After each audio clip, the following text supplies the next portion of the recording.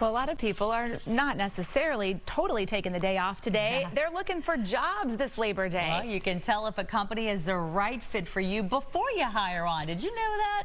Well, let's find out how to pull that off. April Maggio with Corestaff and swipejobs is here. Good morning to you. Good morning. Are there red flags? Is there something that tells you, you know what, I really want this job, but I don't think I should take it because I'm not going to be happy? There are probably way more red flags than we would think of.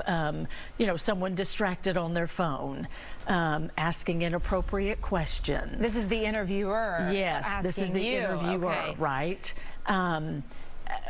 You know, not paying attention, not letting you talk, asking you to go for pre-screening testing like a drug screen background check before you've interviewed.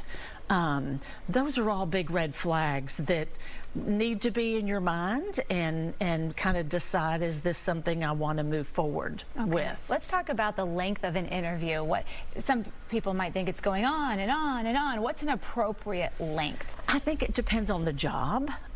Typically a 30-minute interview is kind of appropriate as far as getting a first interview down, if there's going to be more than one. But if you're interviewing for a professional level job, it could be an hour, depending on how many people you need to interview with in that first round. And then what if somebody just isn't answering the questions, they're skirting around it, then you're saying, wait a second, why? Is there something to cover up? I mean, it just raises a lot of red flags, doesn't it? It does, it does. And something that goes along with that is a company saying, you know, we may have some issues in our company, we, you know, we're kind of doing some reorg and this and that. Believe them, because it's probably worse than it is. Yeah. It's important to get like a really good handle on what it is you're going to be doing, because sometimes it's a little vague, and that could be a red flag. When you get there, they're going to change it up. You don't know what direction it's going to go. Very good point. And yes, you need to understand the job description you were sent, whether it be what was posted, if you went through an agency, what was given to you, and be able to ask the right questions of that job. And then if they start veering too far off that, then that's a big red flag, because this is what they have out there that they're interviewing you for.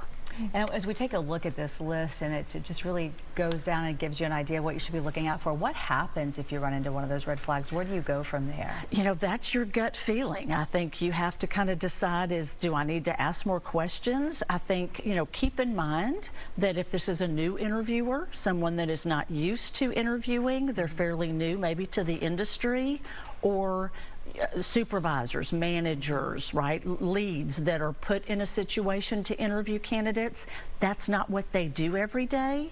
So, you know, it would be worth asking some more questions. So almost cut them some slack, because it has nothing to do with the company, perhaps. Right, right, right, exactly. Just an experience. Yes.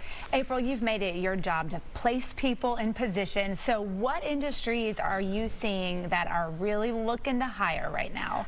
Every industry is still busy right now. Of course, the manufacturing industrial is still probably the #1. Medical is still high up there on the list.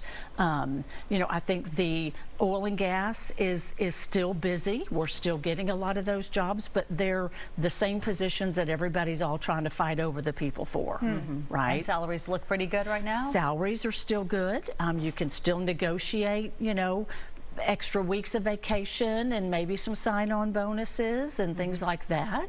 That's all, you know, you always want to ask. All they're going to say is no, and then you decide what's the best offer for you. But look at everything, make sure you interview for everything that you're interested in, and then make a decision. Very good to know. Yeah. April Maggio, thank you for coming in on Labor Day. Thank you so much. And now she said she's going to go enjoy a nice brunch. You deserve it. I'm just hanging in there with us all morning. Thank you. All right, let's check in.